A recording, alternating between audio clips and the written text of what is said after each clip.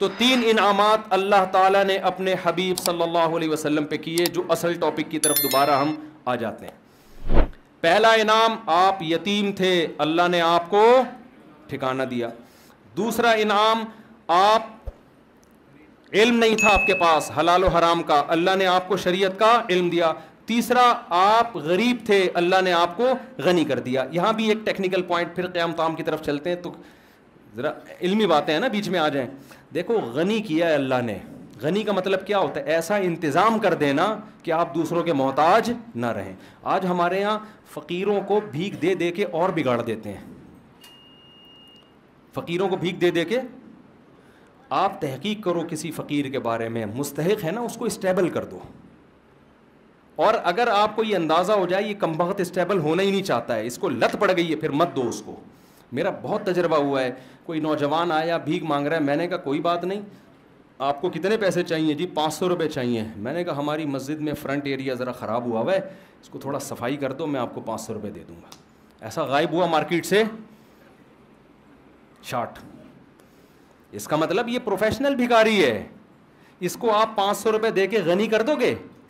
اور زیادہ غنی کی ڈیفینیشن سمجھ میں آئی؟ مالدار ہونا نہیں ہے, غنی مستغنی سے نکلا ہے, بے پرواہ, کسی کی ضرورت نہیں ہے. ہمارے نبی غنی کرتے تھے لوگوں کو اور غنی بننے کی ترغیب دیتے تھے. مشہور واقعہ ہے نا, ایک شخص بھیک مانگنے کے لیے آیا, آپ صلی اللہ علیہ وسلم نے اس کو حکم دیا کہ گھر میں جو کچھ ہے لے کر آؤ. وہ برتن لے کر آیا, اس کو آپ نے بیچا, نیلام کیا, کلہڑا دیا, کہا جنگلوں سے لکڑیاں کاٹ کے لاؤ بیچو. وہ لائے, 1 درہم کے 2 درہم, 2 کے 4 درہم ہو گئے. تو یہ نبی نے ان کو بھیک نہیں دی بلکہ ان کو کیا کر دیا؟ غنی کر دیا آپ صلی اللہ علیہ وسلم.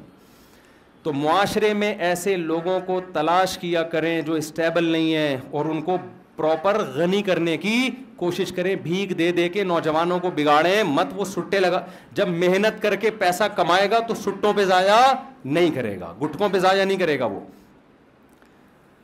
تو میں یہ عرض کر رہا تھا, اللہ نے اپنے حبیب صلی اللہ علیہ وسلم پہ 3 انعامات بتائے.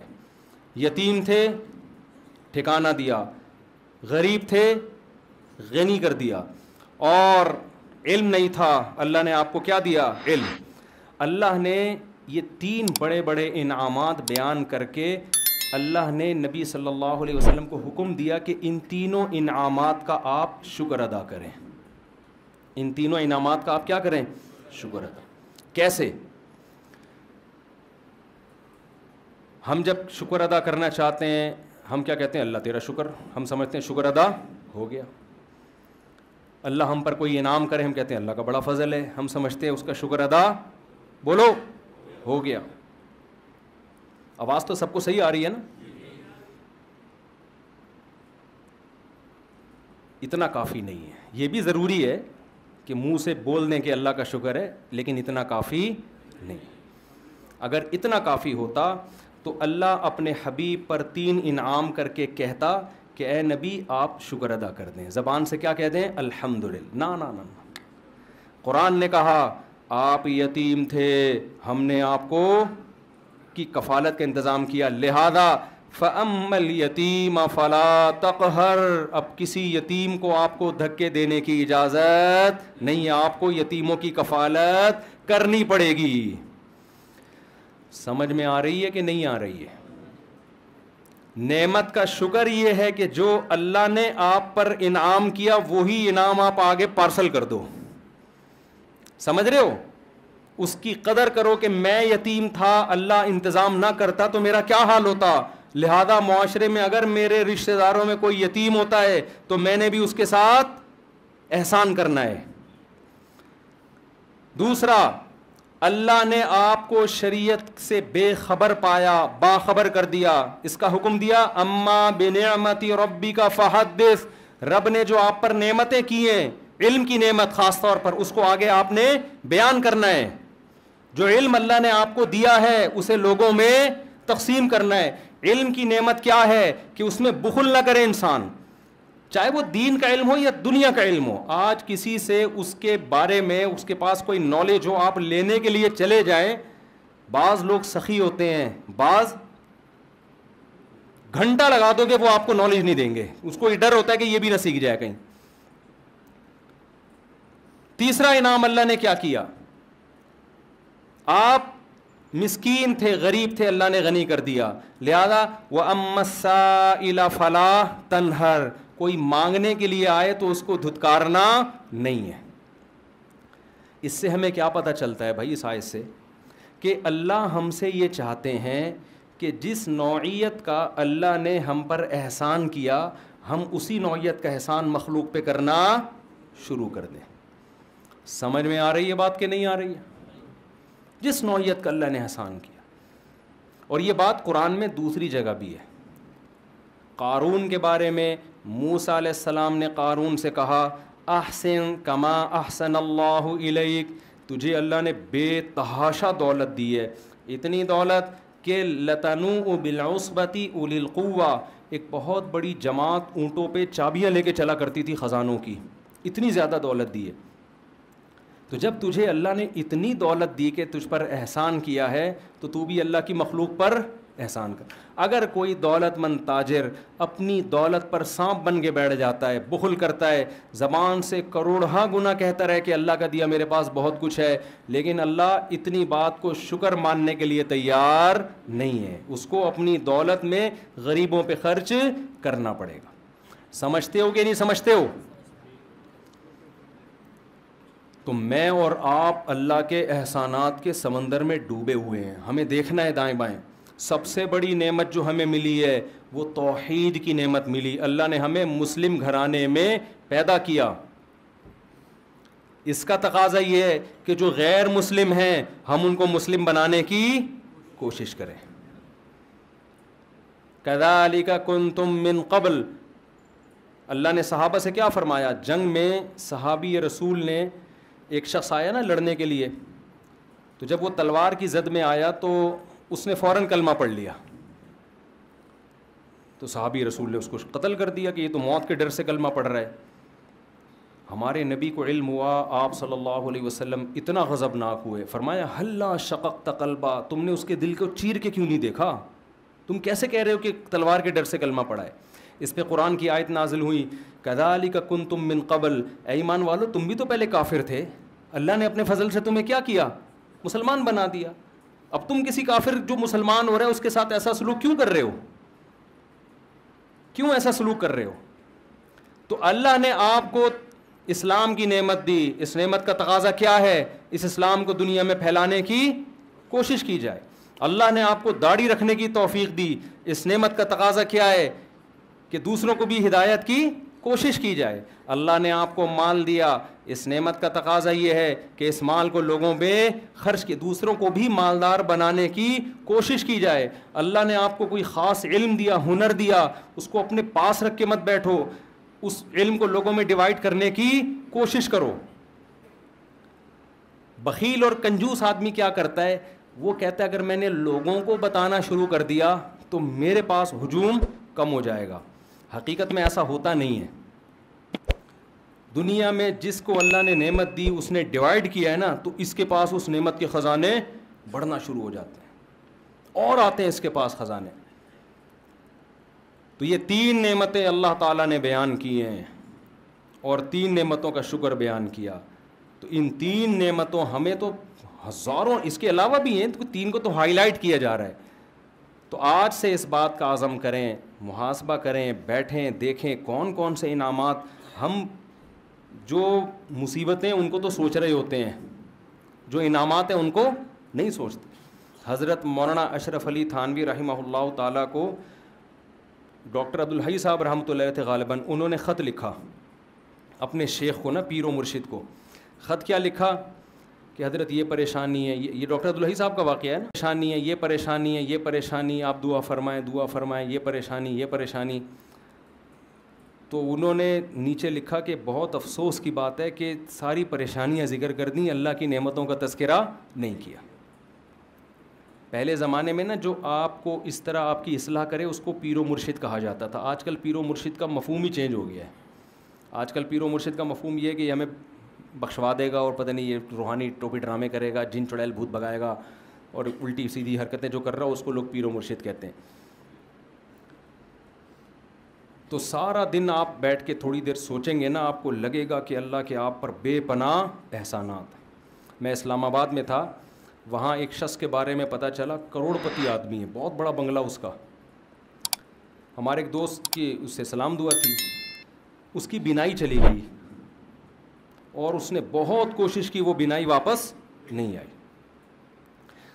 ایک دن وہ کہنے لگا اپنے اس دوست سے نا کہ ایک ٹھیلے والا بھٹے نہیں بیچ رہے ہوتے, جو بھٹا بیچ رہے ہوتے, تو اپنے دوست سے کہنے لگا, اس دوست نے مجھے بتایا کہ یار اگر یہ بھٹے والا میری ساری دولت بھی, اسلام آباد کا بنگلہ, میرا بزنس لے لے, یہ بھٹے کی ریڑھی مجھے دے دے اور آنکھیں دے دے, تو میں اس پہ تیار ہوں. اتنی بڑی نعمتیں ہیں جو اللہ نے مجھے اور آپ کو عطا کی ہوئی ہیں, اتنی بڑی بڑی نعمتیں. ہم پریشان کیوں ہوتے ہیں؟ ایک دن ایک صاحب میرے پاس آئے اور اپنی پریشانیاں گنوانے لگے نا, یہ پریشانی, یہ پریشانی, یہ پریشانی, یہ پریشانی, یہ ٹینشن, یہ ٹینشن, یہ ٹینشن. میں نے اس کو کہا, میں نے کہا یار جو ٹینشنیں آپ بیان کر رہے ہو نا, جس سے آپ موٹیویشن لینے کے لیے آئے ہو, اس کے پاس یہ والی ٹینشن اس سے ڈبل ہے. سمجھ میں آ رہی ہے بات؟ اس کے پاس یہ والی ٹینشنیں کیا ہیں, اس سے ڈبل ہیں. تو میں آپ کی ٹینشنیں کیسے ختم کر دوں؟ میں نے کہا آپ کے ساتھ مسئلہ ٹینشنوں کا نہیں ہے, آپ کے ساتھ مسئلہ یہ ہے کہ آپ نے اس دنیا کو مسافر خانہ نہیں سمجھا. جو نعمتیں ہیں وہ دیکھ نہیں رہے, جو چیزیں نہیں ہیں ان کو ٹینشن سمجھ رہے ہو. اور دنیا میں کوئی آدمی ایسا ہے کہ اس کی ساری خواہشات پوری ہو جائیں؟ بولو نا, دنیا میں کوئی ہو نہیں سکتا. وجہ کیا ہے؟ ام للانسان ما تمنا. قرآن کہتے ہیں کیا انسان یہ سمجھتے ہے جو تمنا کرے گا مل جائے گا؟ یہ تو ممکن نہیں ہے. یہاں ہم نے یہ دیکھنا کیا کیا ملا ہوا ہے, یہ نہیں دیکھنا کیا کیا نہیں ملا ہوا. لوگ یہ دیکھ رہے ہوتے ہیں, وہ ڈیفینس میں رہتا ہے, میں ناظم آباد میں رہتا ہوں, وہ بھائی تو یہ دیکھ, تو ناظم آباد میں رہ رہا ہے, وہ گندے نالے کے پل پہ رہ رہا ہے وہ بندہ فلاں, اور جو گندے نالے پہ رہتا ہے وہ دیکھے یار گندے نالے پہ گھر تو ملا ہوا ہے, اگلا تو فٹ پاتھ پہ سو رہا ہے. جو فٹ پاتھ پہ سو رہا ہے وہ کہے کہ یار میں سو تو رہا ہوں نا. بہت سے لوگ 1000 گز کے بنگلوں میں گدے پہ نیند نہیں آ رہی, وہ کہہ رہے ہیں فٹ پاتھ کی نیند اچھی ہے اس گدے سے جس پہ نیند نہیں آئے کم وقت کو. تو جب تک آپ اس دنیا کو مسافر خانہ نہیں سمجھتے اور آپ یہ نہیں سمجھتے کہ یہ میری, دیکھو رسول اللہ صلی اللہ علیہ وسلم نے فرمایا جس کو 2 ٹائم پیٹ بھر کے کھانا مل گیا اور سر چھپانے کی جگہ مل گئی, جسم کسی بڑی بیماری سے محفوظ ہو گیا, اللہ نے ساری دنیا کی دولت سمیٹ کے اس کو دے دی ہے. اب حدیث کا مفہوم کیا ہے؟ مطلب یہ نبی کے الفاظ نہیں, میں مفہوم سمجھا رہا ہوں. اب اگر یہ کہتا ہے نا میرے بھی ٹینشن, یہ اس کی اپنی بنائی ہوئی ٹینشن ہے, یہ اللہ کی طرف سے نہیں ہے, یہ تو ہوس ہے بھائی. ہوس کا تو دنیا میں کوئی علاج نہیں ہے. کتنے لوگ آتے ہیں میں بے روزگار ہوں, ٹینشن ہے, میں کہتا ہے تیرے کو صبح ناشتہ مل رہا ہے؟ ناشتہ تو مل رہا ہے. دوپہر کھانا مل رہا ہے؟ ہاں مل رہا ہے. رات کا کھانا مل رہا ہے؟ ہاں مل رہا ہے. سونے کی جگہ ہے؟ کہہ رہے ہیں ہاں ہے. کہہ رہے ابا کی صلواتیں بہت سننے کو ملتی ہیں, بس یہ ٹینشن ہے. تو میں نے کہا 2-4 ٹینشنیں تو ہونی چاہیے نا زندگی میں, یہ والی ٹینشن بھی ختم ہو جائے پھر تو اور جنت میں چلا گیا نا. تو ایک ٹینشن برداشت کر لے, فری پھوکٹ کا تجھے پراٹھے مل رہے ہیں صبح کے, فری پھوکٹ کا تجھے ابا کے خرچے پہ کیا مل رہا ہے, بھلے صلواتیں سن کے مل رہے. بھیکاری کو آپ 2 روٹی 2 گالیاں دے کے, وہ کہے گا 2 اور دے دے, 4 گالیاں اور لگا دے ساتھ میں, کیونکہ بھیکاری کو اندازہ ہے کہ 2 پراٹھوں کی کیا, میرے منہ سے روٹی نکلتی نہیں ہے, لفظ نکلتا ہے, پراٹھا ہی نکلتا ہے, پتہ نہیں کیوں. کیونکہ جب بھی باہر دنیا میں ٹریولنگ ہوتی ہے نا سب کچھ ملتا ہے, کراچی کے ہوٹل کے پراٹھے نہیں ملتے. ابھی میں سعودی عرب سے آیا ہوں کل, نہیں مزہ آیا یار, پراٹھے نہیں تھے. تو اس لیے میرے منہ سے روٹی کا لفظ نکلتا ہی نہیں ہے. تو بھیکاری کو آپ, جس کے پاس کچھ بھی نہیں ہے, آپ اس کو موٹی موٹی گالیاں دے کے 2 پراٹھے پکڑا دو, غصہ کرے گا وہ, پھر بھی شکریہ ادا کرے گا, اس لیے کہ وہ اپنے آپ کو اس کا بھی مستحق نہیں سمجھتا. اور جو گھر میں بیٹا ہوتا ہے نا کروڑ پتی باپ کا, وہ سمجھتا ہے سارا میرا ہے, میں اس کا مستحق ہوں, مجھے یہ بھی چاہیے, مجھے یہ بھی چاہیے. او بھائی تو سمجھ کہ میں مسافر خانہ ہے, اللہ نے مجھے بڑے باپ کے گھر میں پیدا کر دیا, یہ میرا احسان نہیں. کس کا احسان ہے؟ اللہ کا احسان ہے. جو مل رہا ہے گریوی میں کھاؤ. اس پہ اگر ابا صلواتیں سنا کے, ابا پھر بھی مجھے اپنا بیٹا ہی سمجھ رہا ہے, کوئی بات نہیں ابا 2 گالیاں اور, لیکن رات کو گھر سے نہیں نکالنا مجھے. آپ سمجھ رہے ہیں نا, سنا کرو ابا کی گالیاں, اس پہ ثواب ملتا ہے, خدا کی قسم برداشت پہ ثواب ملتا ہے. باپ کی پیشانی پر محبت سے دیکھنے پر حج عمرے کا ثواب ملتا ہے. تو ایسے ہی تھوڑی مل جاتا ہے یہ. تو جب آپ اپنے آپ کو یہ سمجھو گے میں ان چیزوں کا مستحق ہوں ہی نہیں, تو جتنا ملے گا اس پہ کیا ہوگا, شکر ادا ہوگا. بھائی ہم تو اس کے بھی مستحق نہیں تھے, اللہ نے ہمیں یہ بھی دے دیا, یہ بھی دے دیا, یہ بھی دے دیا. تو ہم تو یہ چیز بتاتے ہیں لوگوں کو کہ بھائی وہ اکثر ایک میں واقعہ سناتا ہوں, بس یہ واقعہ بیان کر کے اپنی بات کو ختم کرتا ہوں. ایک نجومی کے پاس ایک آدمی گیا اور اپنی ہاتھ دکھائی, نجومیوں کو آتا واتا کچھ نہیں ہے لیکن ویسے ہی لوگ چلے جاتے ہیں. تو نجومی نے ہاتھ دیکھ کے کہا کہ بھائی 10 سال تک, وہ غریب آدمی تھا, نجومی نے کہا 10 سال تک تم غریب کے غریب ہی رہو گے. یہ بڑا خوش ہو گیا کہ 10 سال بعد کیا ہوگا, بھارے نیارے ہو جائیں گے. اس نے کہا 10 سال تک غربت کی پریشانی تمہیں اور رہے گی. یہ خوش ہو گیا, چلو 10 سال کے بعد. اس نے کہا پھر کیا ہوگا, اس نے کہا پھر تمہیں عادت ہو جائے گی. پھر کیا ہو جائے گی, عادت ہو جائے گی. تو میں بے روزگاروں سے کہتا ہوں روزگار تلاش کرو, نہیں مل رہا اسی کو انجوائے کرو آپ.